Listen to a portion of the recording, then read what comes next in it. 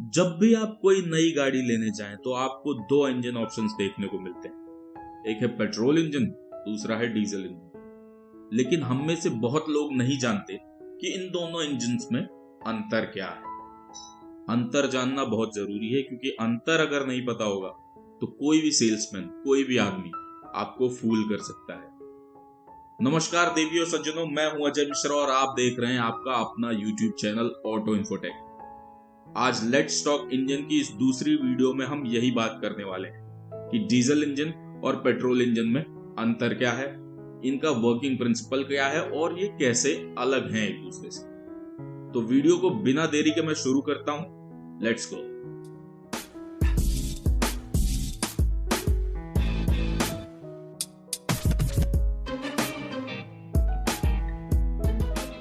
मैं इस वीडियो में कोशिश करूंगा कि आपको बिल्कुल बेसिक तरीके से समझाऊं कि इन दोनों इंजन्स में अंतर क्या है। लेकिन इंजन्स में अंतर जानने के लिए सबसे पहले ये जानना जरूरी है कि 4 स्ट्रोक्स क्या हैं, क्योंकि ये दोनों इंजन मुख्यतः 4 स्ट्रोक प्रिंसिपल पे ही काम करते हैं। तो जो सबसे पहला स्ट्रोक है उसे कहा जाता है सक्शन स्ट्रोक या फिर इनटेक स्ट्रोक। इसमें एयर या फिर एयर फ्यूल का मिक्सचर सक करता है पिस्टन सिलेंडर के अंदर। दूसरा जो स्ट्रोक है उसे कहते हैं कंप्रेशन स्ट्रोक, जिसमें एयर फ्यूल मिक्सचर या एयर को पिस्टन कंप्रेस करता है नीचे से ऊपर जाकर, जैसा कि आप इमेज में देख पा रहे हैं। तीसरा जो स्ट्रोक है उसे कहते हैं पावर स्ट्रोक। पावर स्ट्रोक के लिए ही ये सारा तामझाम हो रहा है, चाहे वो इनटेक स्ट्रोक हो, चाहे वो कंप्रेशन हो, या फिर अगला जो चौथा मैं बताऊंगा एग्जॉस्ट वो हो। सारा कुछ इसी के लिए किया जा रहा है।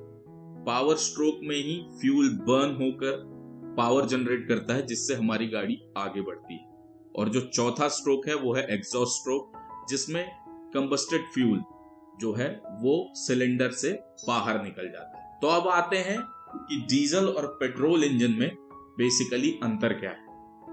डीजल और पेट्रोल इंजन की अगर मैं बात करूं तो ये दोनों फ्यूल एक दूसरे से अलग हैं और इनके कंबशन प्रोसेस में डिफरेंस होने की वजह से ही इनमें ये डिफरेंस है। पेट्रोल एक तरफ बहुत ही ज्यादा वॉलेटाइल होता है, मतलब ये वेपर फॉर्म में बहुत जल्दी कन्वर्ट हो जाता है, जिसकी वजह से ये एयर के साथ अच्छा मिक्सचर बना लेता है। वहीं दूसरी तरफ डीजल इससे थोड़ा अलग है। तो जो मेन डिफरेंस है पेट्रोल और डीजल इंजन वो है कि पेट्रोल इंजन्स में स्पार्क प्लग का इस्तेमाल होता है और डीजल इंजन्स में फ्यूल इंजेक्टर का। जो दूसरा बड़ा डिफरेंस है पेट्रोल और डीजल इंजन्स में वो है इनके कंप्रेशन रेशियो का। अब बात कंप्रेशन रेशियो की है तो मुझे आपको ये बताना पड़ेगा कि कंप्रेशन रेशियो है क्या। सिलेंडर रेसिप्रोकेट करता है ऊपर नीचे, पता ही है आप सभी को। जब सिलेंडर अपने सबसे निचले हिस्से पर होता है तो उसे बॉटम डेड सेंटर कहते हैं, और जब वो सबसे ऊपरी हिस्से पर होता है तो उसे टॉप डेड सेंटर कहते हैं। और बॉटम डेड सेंटर से टॉप डेड सेंटर तक की जो दूरी है इसे स्वेप्ट वॉल्यूम कहते हैं। उसके बाद भी सिलेंडर हेड और पिस्टन के ऊपरी हिस्से के बीच में भी थोड़ा गैप बच जाता है, जिसे क्लियरेंस वॉल्यूम कहते हैं, क्योंकि कंप्रेस्ड एयर फ्यूल मिक्सचर या कंप्रेस्ड एयर उसी उतने एरिया में होती है। तो कंप्रेशन रेशियो का जो सिंपल सा फॉर्मूला है वो ये है कि compression ratio is equal to swept volume plus clearance volume divided by clearance volume. बिल्कुल सिंपल। डीजल इंजन्स का कंप्रेशन रेशियो जो होता है वो सामान्यतः 14 से 23 तक होता है, वहीं पेट्रोल इंजन का कंप्रेशन रेशियो 8 से 13 तक होता है। जितना ज्यादा कंप्रेशन रेशियो होगा उतना अच्छा आपकी गाड़ी की फ्यूल एफिशिएंसी होगी, उतनी अच्छी कंबशन प्रोसेस होगी। इस वजह से डीजल इंजन्स 15 से 23% तक ज्यादा फ्यूल एफिशिएंट होते हैं पेट्रोल इंजन के मुकाबले। अब आपको ये समझ आ गया होगा कि ऐसा क्यों होता है।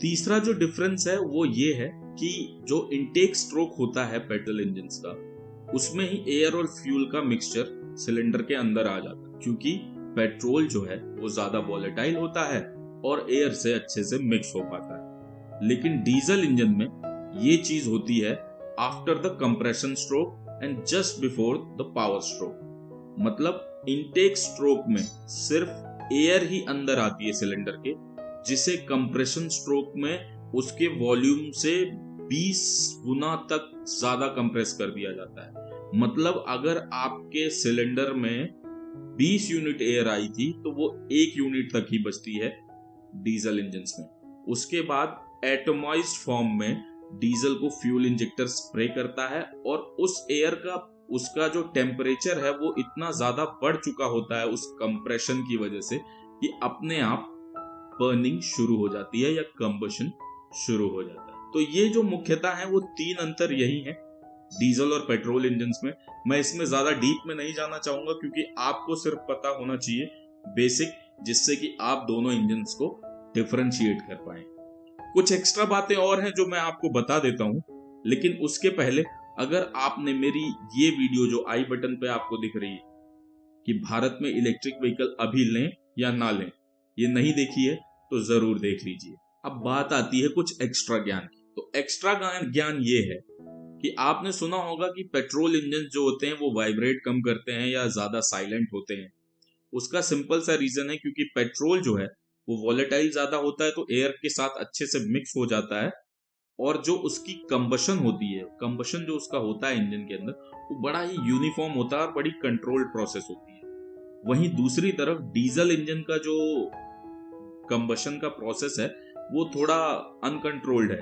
इस वजह से डीजल इंजन ज्यादा शेकी होते हैं और कंपनीज को ज्यादा पैसा लगाना पड़ता है उन्हें थोड़ा कंट्रोल करने के लिए, वाइब्रेशन उनकी थोड़ी डैम्प करने के लिए, इसलिए डीजल इंजन ज्यादा महंगे होते हैं। दूसरा जो कंफ्यूजन बहुत से लोगों के दिमाग में रहता है वो ये रहता है कि अगर मैं पेट्रोल इंजन में डीजल डाल दूं या डीजल इंजन में पेट्रोल डाल दूं तो क्या होगा, है कि नहीं। तो अगर आप पेट्रोल इंजन में डीजल डाल देते हैं तो कुछ भी नहीं होगा, combustion will not take place, क्योंकि जो कंप्रेशन है वो इतना ज्यादा होगा ही नहीं कि आप कुछ भी करें, चाहे आप स्पार्क प्लग से स्पार्क भी दे दें तो भी डीजल जो है क्योंकि एयर के साथ अच्छे से मिक्स नहीं होता है, बर्न नहीं करेगा, कंबशन नहीं होगा। वहीं अगर पेट्रोल को आपने डीजल इंजन के अंदर डाल दिया तो कंबशन किसी भी जगह पे शुरू हो जाएगा, वो स्पार्क प्लग का इंतजार भी नहीं करेगा और प्रोसेस जो है इतनी अनकंट्रोल्ड हो जाएगी कि इससे आपके इंजन का वियर एंड टियर बहुत ज्यादा होगा। तो इस चीज का ध्यान रखना है कि पेट्रोल में सिर्फ पेट्रोल ही भरवाना है, डीजल में सिर्फ डीजल ही भरवाना है। तो आशा करता हूं मेरे दोस्तों की आपको ये वीडियो आज की जो है वो पसंद आई होगी, आपके कुछ डाउट्स क्लियर हुए होंगे।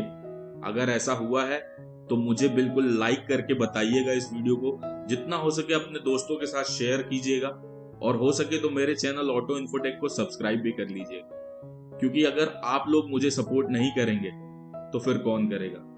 आप लोगों ने बहुत लोगों को लिफ्ट कराई है, थोड़ी सी मुझे भी करा दीजिए। तो इसी के साथ फिर से एक वादे के साथ कि मैं अगली वीडियो और अच्छी लेके आऊंगा। और हाँ, अगली वीडियो जहां तक है मैं लेके आऊंगा इस बारे में कि आपको डीजल कार लेनी चाहिए या पेट्रोल कार लेनी चाहिए। मतलब बहुत से लोग आपको बताएंगे कि जी आपका रन ज्यादा है तो डीजल ले लो, रन कम है तो पेट्रोल ले लो, लेकिन कितना ज्यादा कितना कम, कितने साल आप गाड़ी रखें तो आपके लिए डीजल सही है, कितने साल गाड़ी रखें तो पेट्रोल सही है, इस बारे में मैं आपका कंफ्यूजन दूर करूंगा। तब तक के लिए मैं आप लोगों से इजाजत चाहता हूं और अंत में सिर्फ एक ही बात कहूंगा कि जो देश के साथ खड़े हैं उनके साथ खड़े रहिए। जय हिंद, जय भारत। आप लोगों का बहुत बहुत धन्यवाद देखने के लिए।